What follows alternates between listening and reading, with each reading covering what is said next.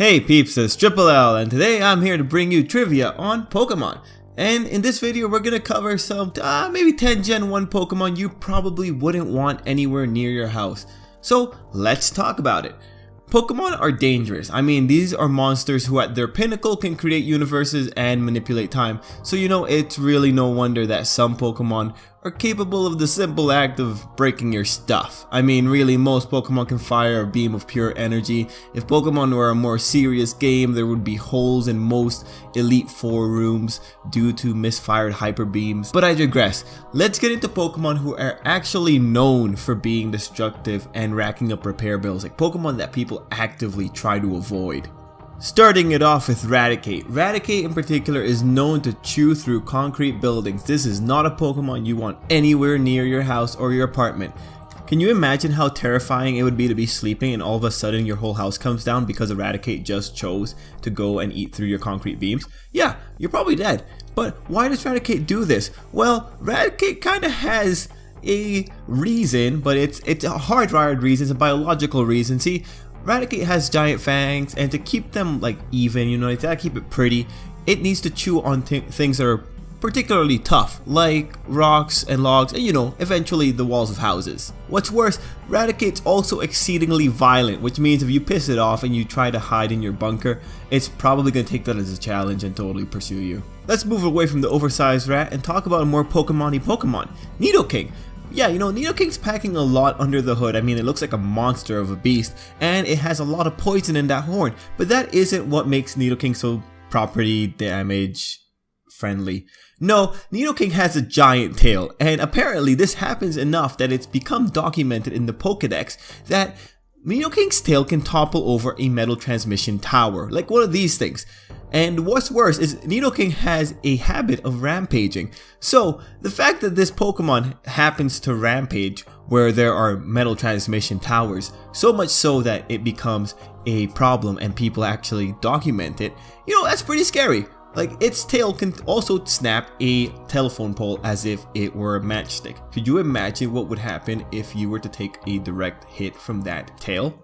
The big question we have to ask though is, how is Tail Whip non-damaging when this thing's tail can destroy telephone poles? Well, that's terrifying. Let's move to a slightly less terrifying property damaging Pokemon, Dugtrio. See, Dugtrio can move 60 miles per hour underground. He likes to burrow. He really likes to go fast. Unfortunately, that means he triggers a lot of earthquakes, and actually thinking about it, earthquakes are horrific. They can kill multiple people in one go.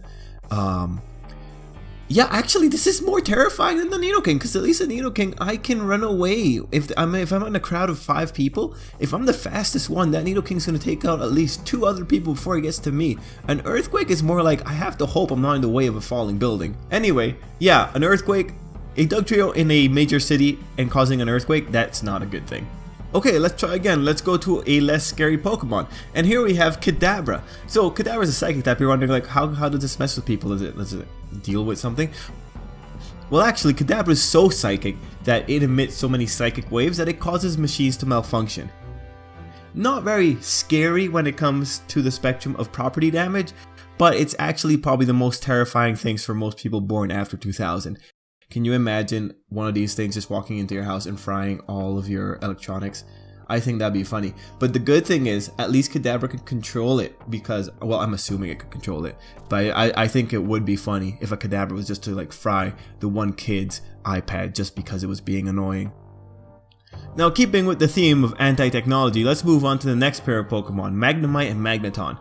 Magnemite in particular is dangerous because if it gets to your circuit breaker, it's gonna sap all the power out of your house. You're gonna be pretty much frying all your electronics. It's just gonna, you might have to replace that circuit breaker. Also, because of the power outages going on and the fact that Magnemite's causing a power outage, you could probably assume that you're gonna break a lot of stuff as you make your way down to your circuit breaker. As for Magneton, it's way more in line with Kadabra. Magneton will just flat out fry every electronic in place. It's actually so terrifying that in the Pokemon universe, it's established that if a Magneton swarm is coming to city, there are going to be sirens, there's going to be alarms, everyone's going to be making a hoopla about it because let's face it, a Magneton is pretty much a walking EMP. Again, probably the most terrifying things for this generation of internet users. A list about Pokemon that cause property damage can't be complete without a Pokemon known for exploding. And we're talking about Electrode. So here's the thing, Electrode doesn't directly destroy stuff, but here's what we know about Electrode's habits. 1, it likes visiting power plants, and 2, it likes exploding when it's absorbed or ate too much electricity. So really, when you have a power plant and an Electrode, you know, the conclusion is pretty there. It's going to explode, and most likely that's going to cost the city hundreds of thousands of Pokédollars. But hey, at least Electrode's having fun. Moving on to another Pokemon that might not be having fun but might feel compelled to do his destructive habits anyway, Rhyhorn. So here's the thing, Rhyhorn likes to topple buildings. It's known for toppling buildings. But the problem and kind of the tragedy here is that Rhyhorn has a very small brain. The Pokédex makes a big mention of this. And what really gets to me is that this is property damage with a purpose. This Rhyhorn is going and breaking people's buildings because it wants to remember something. That's just sad. I'm okay paying a giant bill for having, I don't know, my garage wall caved in because of Rhyhorn just, you know, it forgot where to go to the bathroom. That's unfortunate, you know, I'm okay with that one. But we've been talking a lot about buildings. What about other Pokemon? What about other kind of property? Well, here we have Seadra. Seadra in particular, you know, it's a pretty cool Pokemon. It's even used for medicine and stuff. But who would have thought that this Pokemon, when it gets hungry, it might end up sinking a lot of fishing boats. Seadra will cause whirlpools, and whirlpools, well, it's not really cognizant of where fishermen boats are. So usually, if a fisherman boat gets caught in a Seadra's whirlpool, well, it's effectively what happens in the Wind Waker. You're going to get sucked to the middle and you're most likely going to lose that boat. I don't know how much that boat cost you, but that was probably a pretty penny. Probably more than you can make by battling a bunch of trainers on Nugget Bridge. And finally, guys, this list will not be complete without the most famous Pokemon. The Pokemon famous for being angry all the time. How could I not mention this Pokemon? Gyarados. Okay, but here's the problem with Gyarados. We all know that if a Gyarados gets mad, like, it's gonna break stuff. In fact, the Pokédex will specifically say it will destroy a city. Like, most times, if a Gyarados gets angry, there's gonna be nothing left of whatever it decided to take its anger out on. But what's worse here is that Gyarados is known for doing this for centuries. I imagine that the insurance companies in the Pokemon world don't even bother covering Gyarados damages, because if this has been going on for eons, since the time of ancient cities, and this Gyarados has not been hunted to extinction to prevent these things from still happening in modern day, it probably means Gyarados is super terrifying and no one's going to do anything about it, and they just accept it as they would accept an earthquake or a hurricane. And that is terrifying. We all know Gyarados is terrifying, but like really destroying an entire city, that's a lot of damage. I mean, electronics, boats, houses, everything's gone. Life, but you know, this isn't a video about Pokemon that take life, but you could assume that because it's one entry says it incinerates everything in its way, you could probably assume that's a thing too. Anyway, peeps, that's it. 10 Pokemon who cause property damage. This list of 10 Pokemon who causes property damage.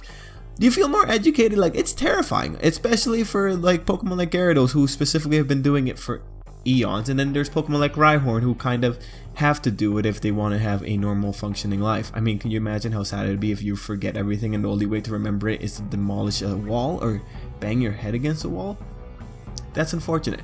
Anyway, peeps, thanks for watching. Let me know if you liked the video, and let me know if you found any of this funny. Let me know if there's any other Pokemon videos you'd like to see me do. Anyway, guys, till next time, I really hope you have a great day.